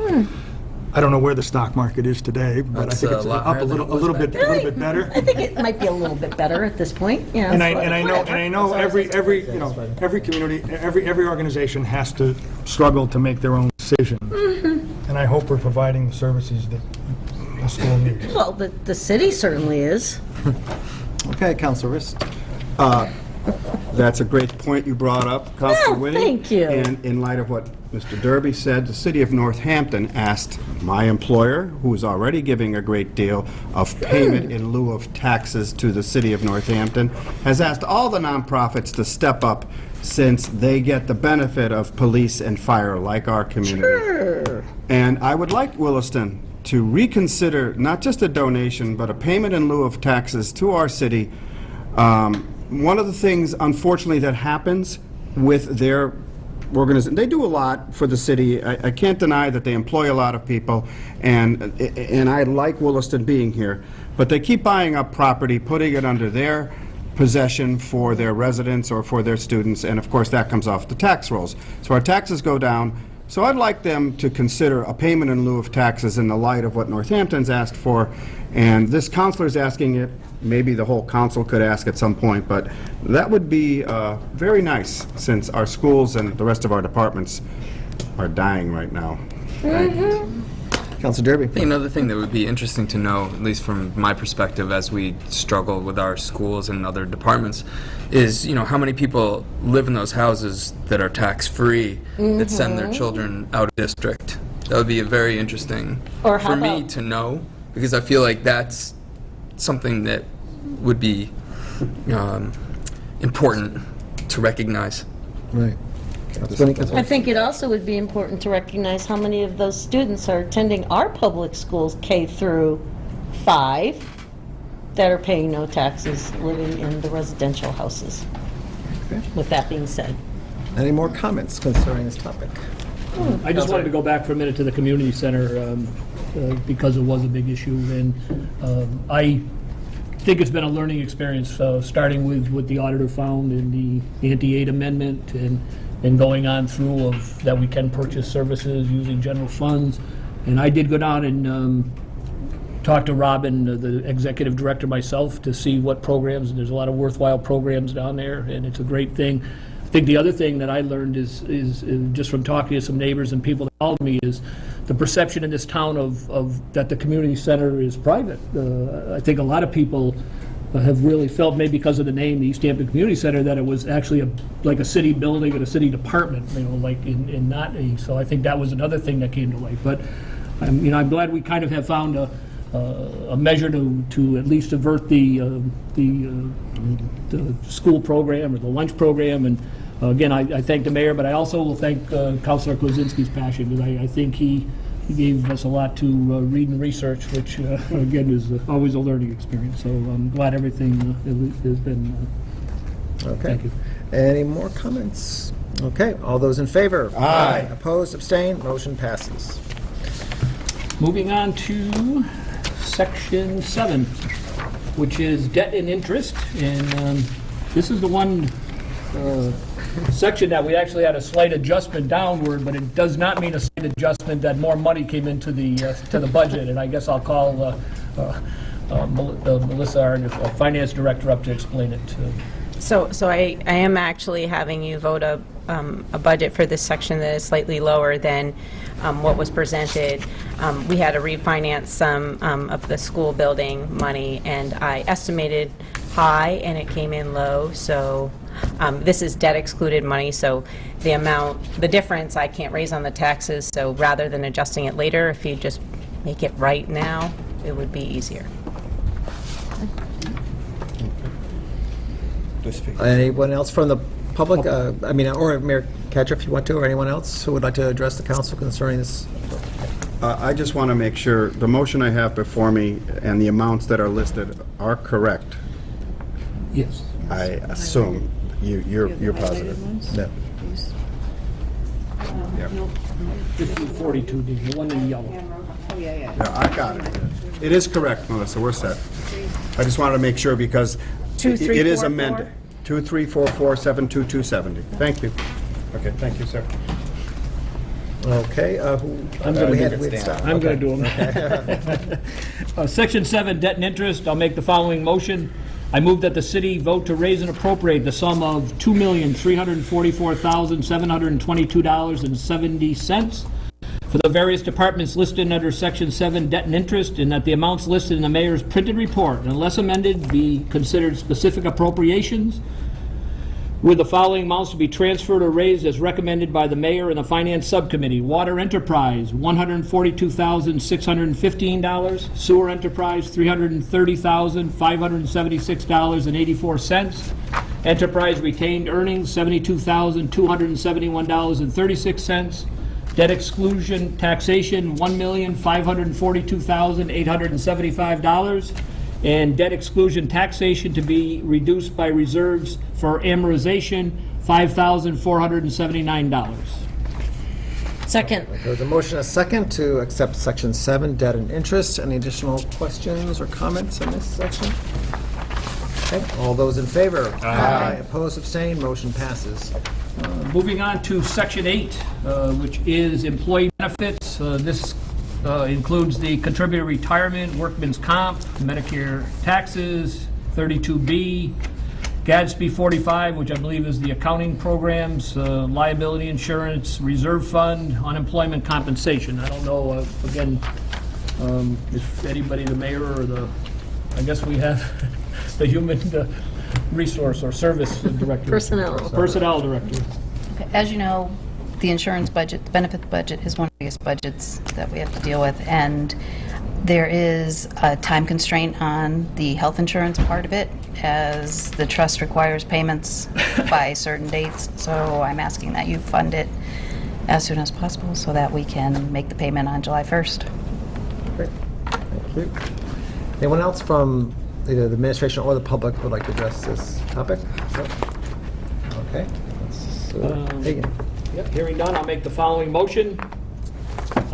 Section 8, employee benefits. I move that the city vote to raise and appropriate the sum of $7,473,665.48 for the various departments listed under Section 8, employee benefits, and that the amounts listed in the mayor's printed report, unless amended, be considered specific appropriations, with the following amounts to be transferred as recommended by the mayor and the finance subcommittee. Water enterprise, $179,054.07. Sewer enterprise, $342,832.51. Second. Okay, a motion and a second to accept Section 8, employee benefits of the budget. Additional questions or comments? All those in favor? Aye. Opposed, abstained, motion passes. Moving on to Section 9, which is Community Preservation, the CPA Act. Again, it's just basically the CPA, which is a standalone, but it has several functions in there, and it also lists some of the projects that are ongoing within the budget. I don't know, again, if there's anyone here really from CPA that wants to speak, or... It's you.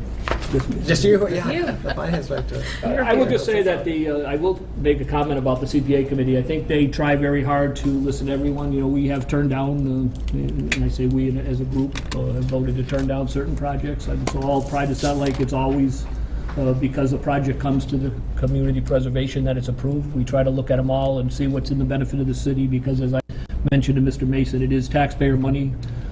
But again, as I said, it can't be used for roads. We always get that, why you're doing this and not fixing roads. I mean, it has to be earmarked for the 4 specific areas, which are, you know, low-income housing and historic preservation, open space, and now recreation. So those are the 4 areas, and it has to be within those areas that we can fund the project. But I do think a lot of valuable projects have come out of the CPA.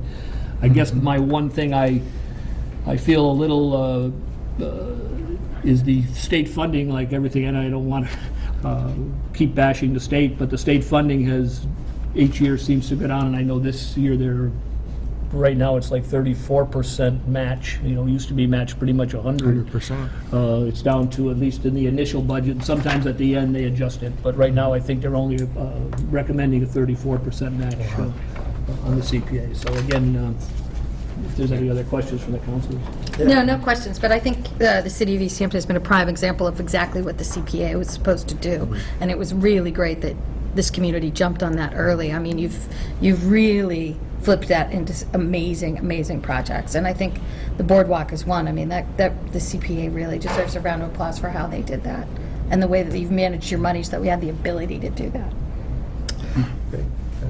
I saw you got Councilor Winnie first. I just want to make the comment that the CPA funds have been used, and Councilor Riss and I have been here since the beginning, and we were on the initial vote for the CPA funds to come into effect, and we've taken our share of flack for it.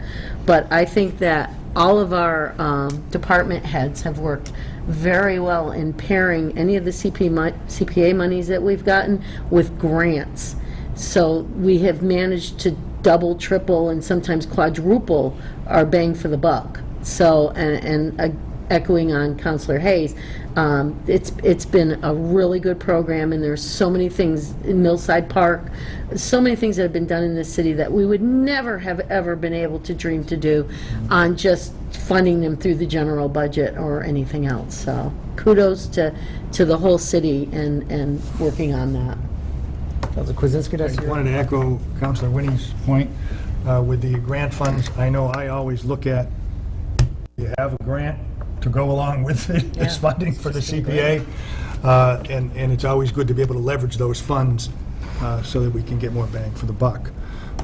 I just wanted to point out, and I did at the Finance Subcommittee, and bear with me, the councilors, that the funds really don't come from the state. The funds come from the collection of revenue from the Registry of Deeds in the areas across the state. So if somebody sells a house, buys a house, or applies for a mortgage, there's a certain surcharge on those transactions at the registry. And the state takes that money and then brings it to the local communities as the matching portion.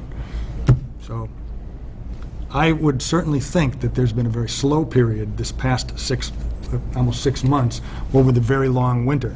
It's perhaps the projections for more activity in the marketplace will lead to more funds being available through this collection of fees and a higher percentage, I hope, match from the state. Councilor Hayes. If I could just comment a little, and I think real estate is hopefully moving in the right direction, so there will be more, unfortunately, and I think Councilor Hayes touched on this, unfortunately, more and more communities each year get into the program, Right. which cuts up the slice. So, it's a two-way. Any other more comments on this great program? No? Okay, all those in favor? I'm sorry. I thought usually that discussion is... Yeah, usually that discussion is... I thought we skipped a step. I'd like to make the following motion, Section 9, Community Preservation. I move that the city vote to raise and appropriate the sum of $456,000 for the various departments listed under Section 9, Community Preservation, and the amounts listed in the mayor's printed report, unless amended, be considered specific appropriations, with the total amount to be raised and appropriated from the Community Preservation Fund as recommended by the mayor and the Finance Subcommittee. Second. Okay, a motion and a second to approve Section 9 CPA. Now, is there any additional discussion? All those in favor? Aye. Opposed, abstained, motion passes. I'm moving on to Section 10, Enterprise. And I believe Director Pipchinsky's still here and be able to give us an update on Enterprise. Yeah, the enterprise obviously comes under Public Works also, but the enterprise is fully funded by the rate. So that means the water, sewer, and wastewater has to be fully funded by the water rate set by the board. So does that mean that we get everything we want, just raise the rates? Absolutely not. The board does a great job of controlling those rates, deciding what is important, what we are going to move forward with, while keeping the rates in mind. We are down 3 individuals, three positions, 1 in water, 1 in wastewater, and 1 in the sewer department.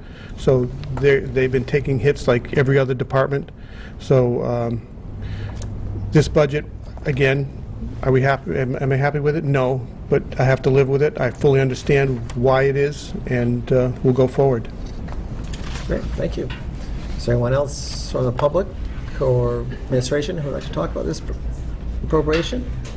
Okay, that's it. Councilor Hagan? I'll just make one more comment, just for the public's thing. If we've noticed as we've read several of the other sections, we've transferred money from water enterprise and sewer enterprise into certain other sections of the budget, and that's because the enterprise funds have to pay, or a certain part is taken from city services, like, say, auditor services or finance director services. They appropriate a certain amount to, from that, for the use of doing their books. So it's a supposed to be a self-funding section of the budget. Any other questions? Any other questions? No? Hearing none, I'll make the following motion. Section 10 Enterprise. Oh, I'm sorry. I'm okay. I just wanted to congratulate them on winning an award for having the best water Best in the water. nation. Yeah. I mean, come on, that's amazing. And we obviously got a bunch of prize money with that award. No, we got a plaque. Moving to Hampton. We got a plaque? We got a plaque. Yeah, I think we got a plaque. No money. Councilor Hagan, go ahead. Yeah, Section 10 Enterprise, I move that the city vote to raise and appropriate the sum of $2,274,582.27 for the various departments listed under Section 10 Enterprise, and that the amounts listed in the mayor's printed report, unless amended, be considered specific appropriations, with the following amounts to be transferred as recommended by the mayor in the Finance Subcommittee. Water Enterprise, $800,685.08, and sewer enterprise, $1,473,897.18. Second. Okay, a motion, a second to accept Section 10 Enterprise in the budget. Any additional comments, questions? Okay, all those in favor? Aye. Opposed? Abstained? Motion passes. Is that all the budget? That's the 10 sections that we have to approve. There are 2 other sections of the budget, which are summary proposals, which is a bunch of graphs, and then there is a Section 12, which shows the estimated income where some of the, we don't have to approve those. It just shows where the revenues come from, property, excise, this much. Mr. President, may I request a 5-minute recess? Please. Okay. Before we go on to the other public hearings. Let's take a 5-minute recess, so just about 20 up. Doesn't matter if it's in red. Okay, thank you, Mr. President.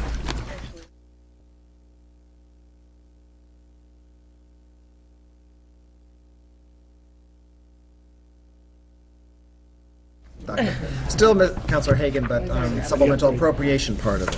Yeah, we're moving on to public hearings involving supplemental appropriations. The first matter is I'll do a second reading on this.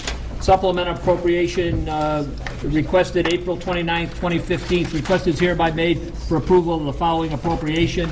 The amount requested is $16,000 to be appropriated from free cash in that amount and appropriated to the Fire Department Capital SCBA bottles. The amount requested to be used for the following purpose: to provide funds to purchase self-contained breathing apparatus bottles.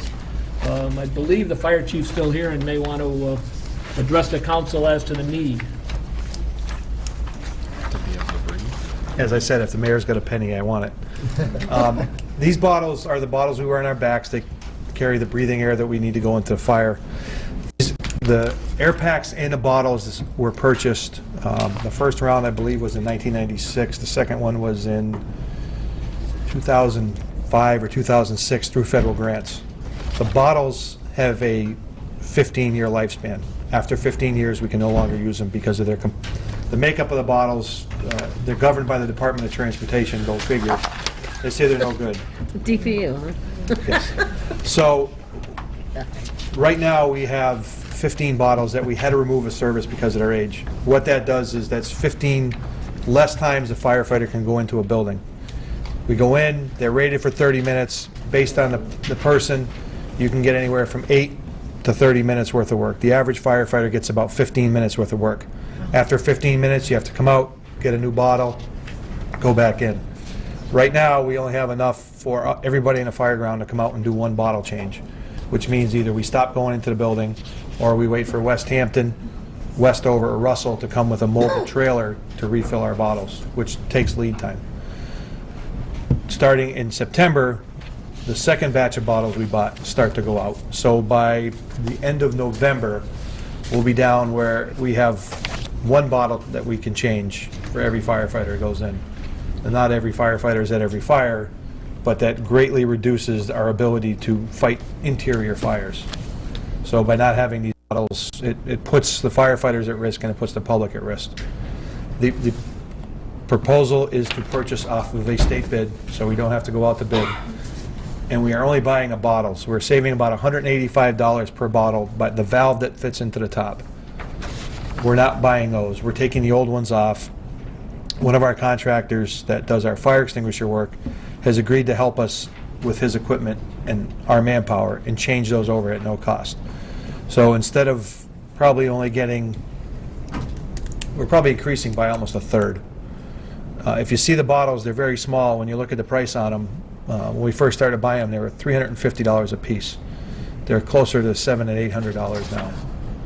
But it's a specific market, and they know they have you, because if we have to buy from the manufacturer who made the breathing device, or it voids the warranty.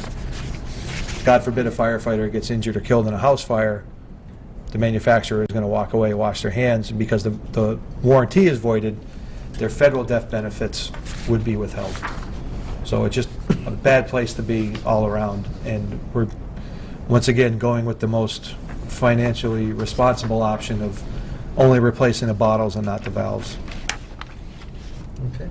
And this is 20 bottles, Chief? Is that Yes. 20? The extra cost is for the O-rings that go from the valve to the bottle. We have to replace those because of their age. Any additional questions for the chief while he's here? No? Okay, thanks. Okay, if anyone from the public would like to address council concerning this appropriation? Okay, Councilor Hagan. I'll make the following motion, that the city council approve the request of $16,000 to be appropriated from free cash and appropriated to the fire department capital SCBA bottles to provide funding to purchase self-contained breathing apparatus bottles. Second. Got a motion and a second for the supplemental appropriation of $16,000 to the fire department capital SCBA bottles.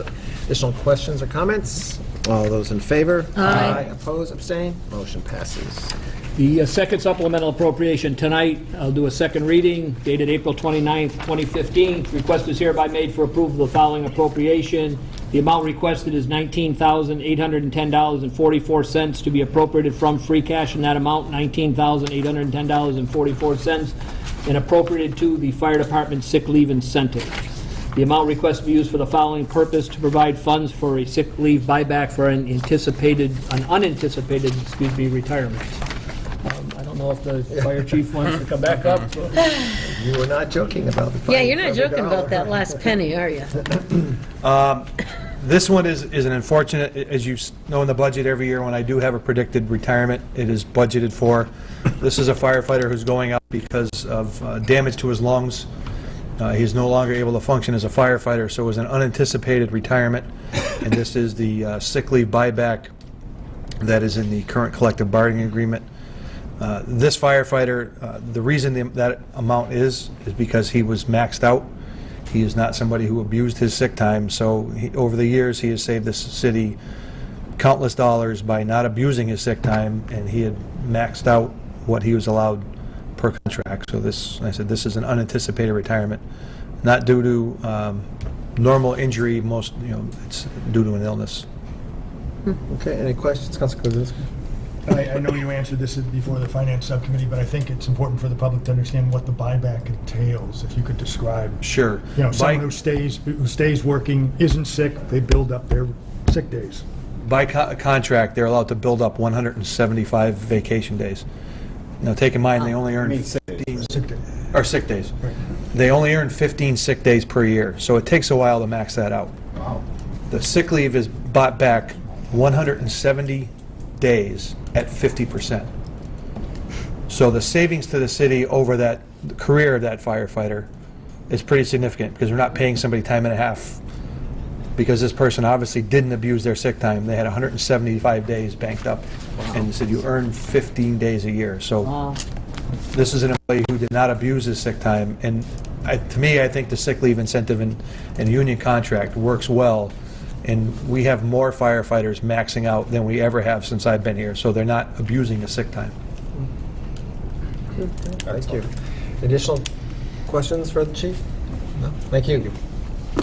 Councilor Hagan. I'll make the following motion, that the Escambia City Council approve the following appropriation. The amount requested to be $19,810.44, and to be appropriated from free cash to the fire department sick leave incentive to provide funds for the sick leave buyback of an unanticipated retirement. Second? Second. Motion and second for supplemental appropriation of $19,810.44 from free cash of fire department sick leave incentive.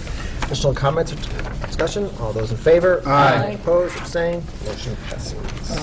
The final supplemental appropriation public hearing tonight is also dated, and I'll do a second reading, is dated April 29th, 2015. The request is hereby made for approval of the following appropriation. The amount requested is $34,000 to be appropriated from enterprise retained earnings, and that amount and appropriated to the following: sewer overtime, $8,000, wastewater treatment overtime, $10,000, and water overtime, $16,000. Coming up with that figure of $34,000, the amount requested for the following purpose: to provide funds for unanticipated overtime costs due to the severity of this past winter. And I believe Director Pipchinsky or maybe Patty Cotton, is office manager, is here.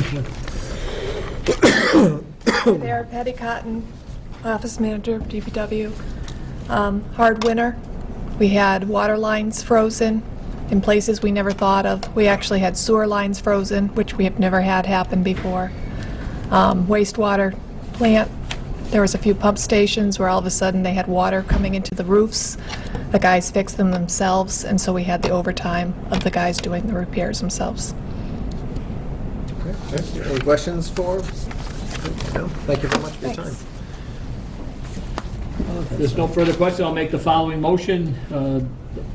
Approve for this, for the East Hampton City Council, approve the supplemental appropriation. The amount requested is $34,000. It'll be appropriated from enterprise retained earnings and appropriated to sewer overtime, $8,000, wastewater treatment overtime, $10,000, and water overtime, $16,000, to provide funds for an unanticipated overtime due to the severity of the past winter.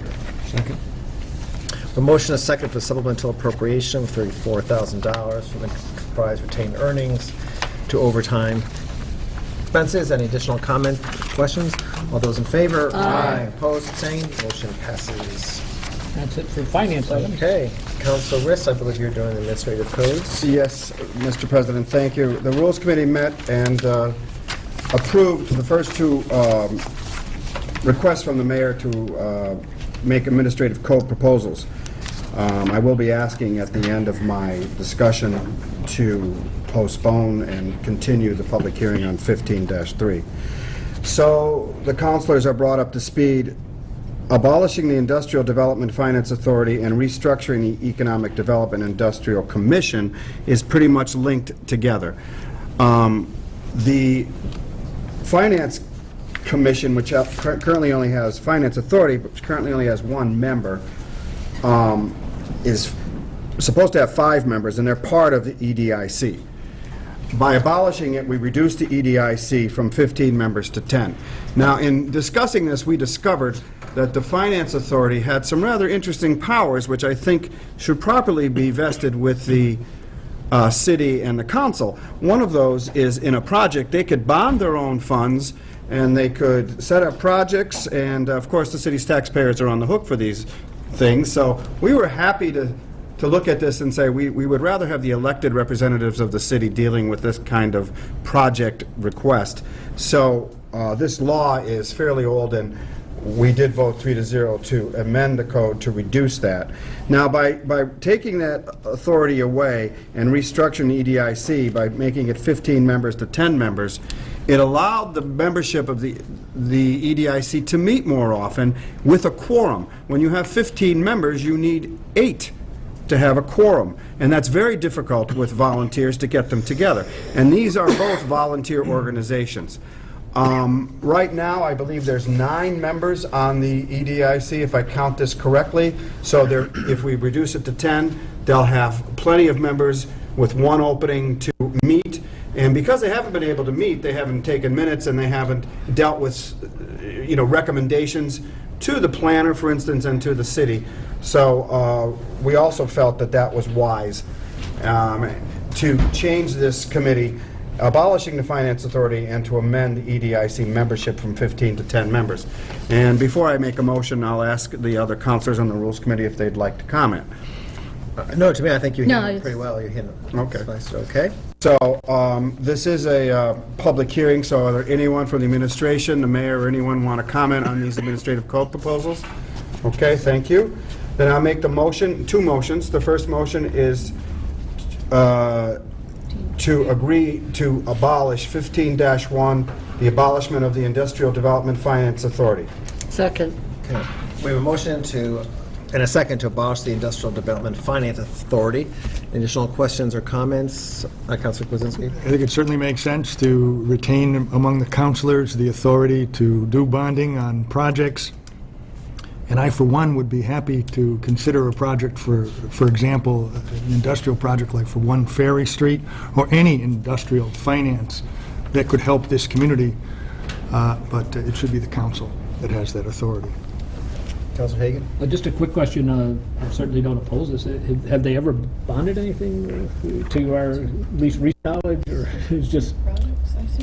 I think they did two products. Clerk is reminding me of a two products thing. This is all established under town meeting, so it's a long Never history. since the city. Not since the city. City. In fact, I don't think they've met much since the city is there, which has been the problem. Thank you. Okay, any additional comment? Okay, all those in favor? Aye. Opposed?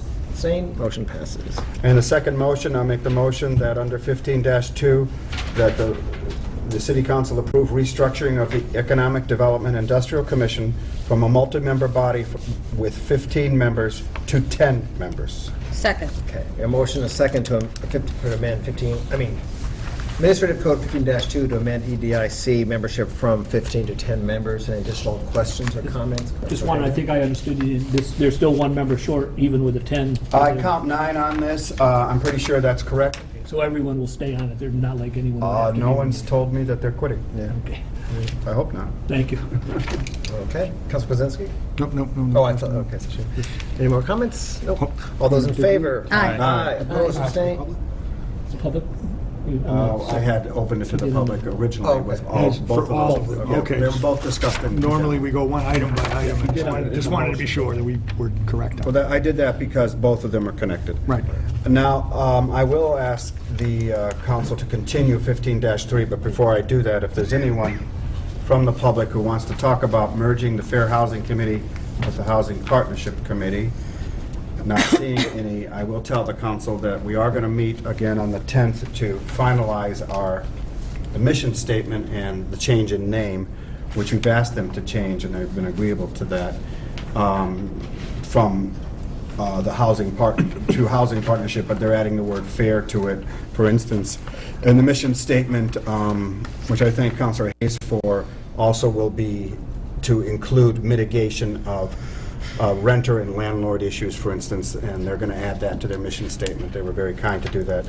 So we'll bring this back, so I'll make the motion to continue the public hearing on 15-3 of merging of the Fair Housing Committee with the Housing Partnership Committee to the next meeting on June 17th. Second. Okay, a motion, a second to continue the public hearing on the Fair Housing Committee and merging with the Housing Partnership to the next City Council meeting on 6/17. Any additional questions or comments? All those in favor? Aye. Opposed, abstained, motion passes. I'll make a motion to close the public hearing. Second. A motion, a second to close the public hearings. All those in favor? Aye. Opposed, abstained, public hearing is closed. You finished rules, regulations? Yes, I did. Okay. Finance, Councilor Hagan. In finance, obviously, we took care of some of the items of the budget in the first 3 supplemental appropriations. I will announce we are going to have a finance subcommittee meeting next Wednesday, which would be June 10th at 6 p.m. in room 1. Also, there's 5 appropriations here I'd like to, 5 supplemental appropriations, and I'll make one motion if I can to set public hearings on all of them for the 17th. That would be $50,000 to purchase water meters, $50,000 for repairs and upgrades to the sewer pump station, $60,000 for purchase of a skid steer loader, $125,000 for purchase of a small excavator, and $125,000 to replace the wastewater treatment head bar screen.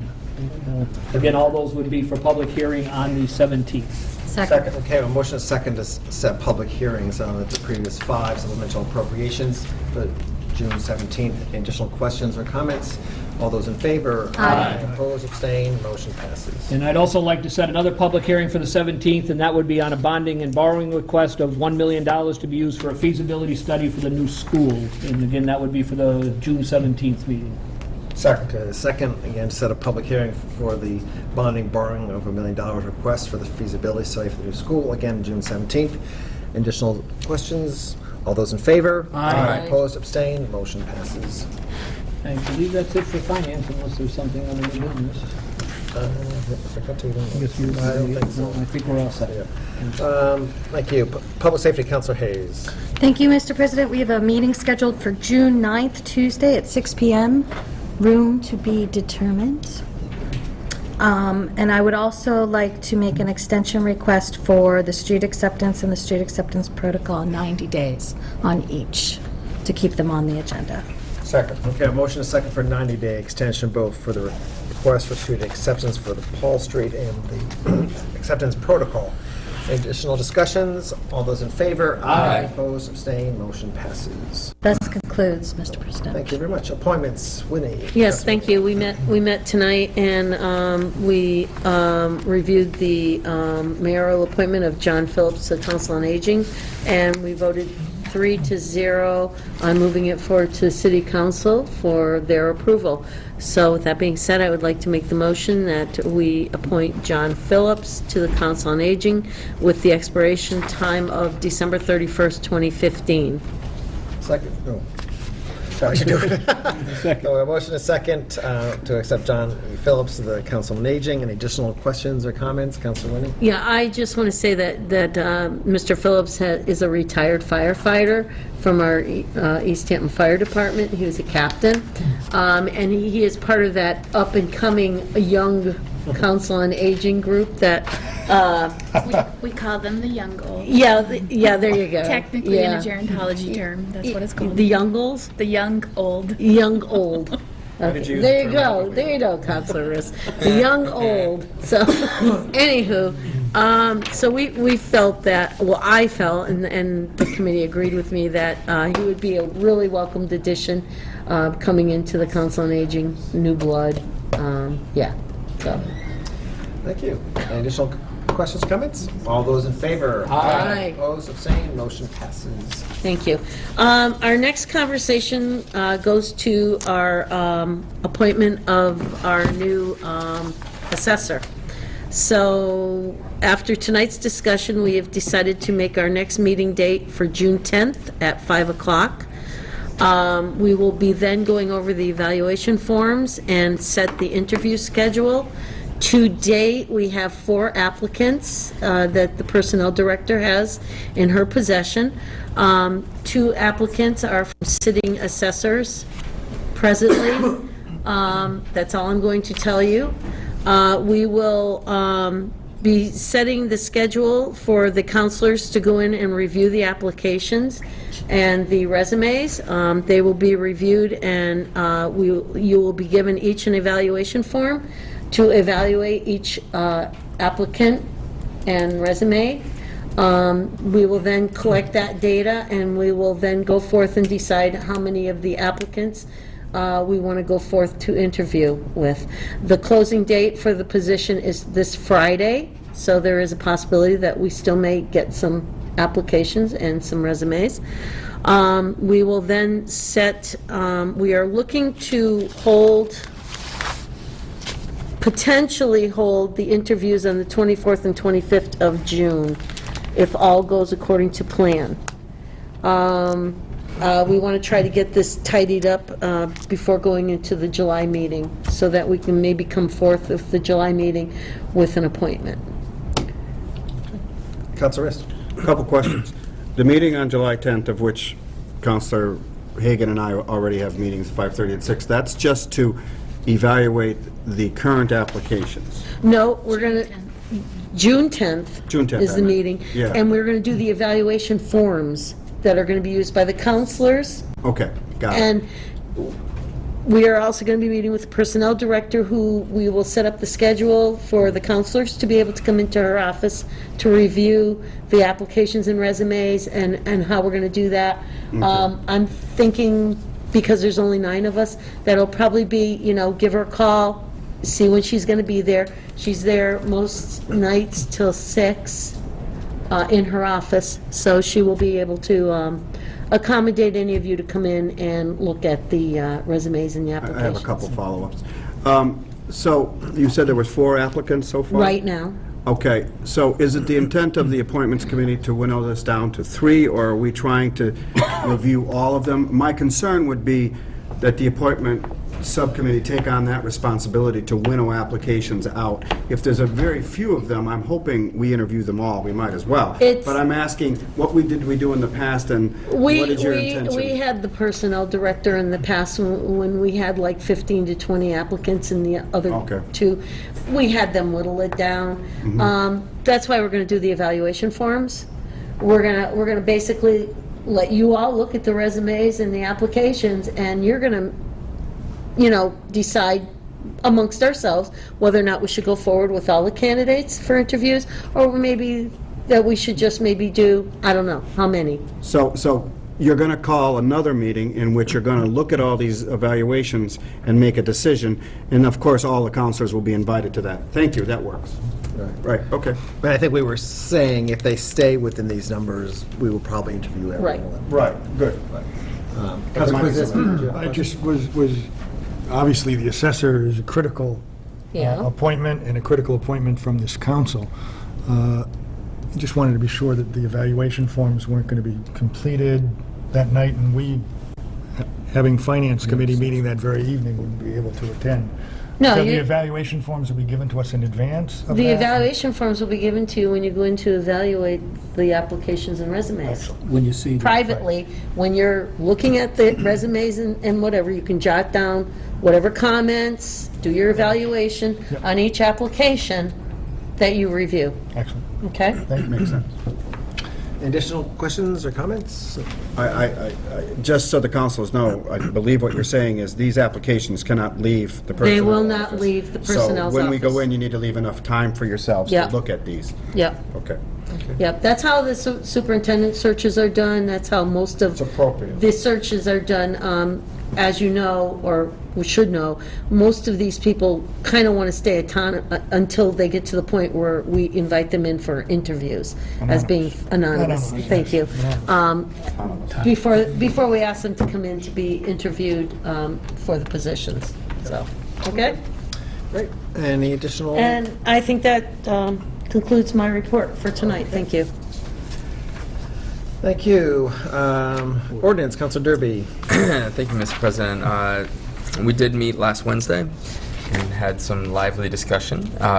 Just want to remind people that we are going to have a public hearing at our next meeting on June 17th on the building size provisions. So that's a reminder. I would like to request an extension for 90 days for the inconsistencies in signs, and I'd put that in the form of a motion. Second. Okay, motion is second for 90-day extension for zoning ordinance section 10, sign inconsistencies. Additional discussion. All those in favor? Aye. Opposed, abstained, motion passes. And that'll do it. No, actually, if you want. You want me to move the new Yeah, business? I was going to say, why don't you? Okay, we have 2 pieces of new business, so I'd like to move that the request from the zoning board to amend the zoning ordinance regarding home occupations be moved to ordinance subcommittee. Second. Okay, motion is second to move the request for zoning board to amend zoning ordinances relating to home occupations. Any additional discussion? All those in favor? Aye. Opposed, abstained, motion passes. I'd also like to move that the request from the CPA committee to amend city ordinance regarding chapter 2, section 2-72 be moved to ordinance subcommittee. Second. Okay, there's a motion is second for what he just said. Any additional discussion? All those in favor? Aye. Opposed, abstained, motion passes. That concludes. Okay, thank you. Property Councilor Ziegler. I have no report this evening. Thank you, Okay. Mr. President. And we do have a new business that we can create without being sent to subcommittee. Donation accounts are one of the things we can do just without being sent to subcommittee. Happy to make all. Oh, Council, Finance Director? I assume it's on the donation account? Yes. Yeah. We did talk to Robin this week, and she would prefer that donations go directly to her. Okay. So maybe we don't want to do that. Okay. Okay. Is that okay? Okay. Do we just take it off without questions? I'll make a motion to remove 11A, request to establish donation account from the agenda without prejudice. Second. Okay, a motion and a second to remove the donation account from the community center without prejudice. All those in favor? Aye. Aye. And now I'll make a motion to adjourn. Second. Motion second to adjourn. All those in favor? Aye. Opposed? Nay. Motion I oppose, I want to stay here for longer. We got it. Okay.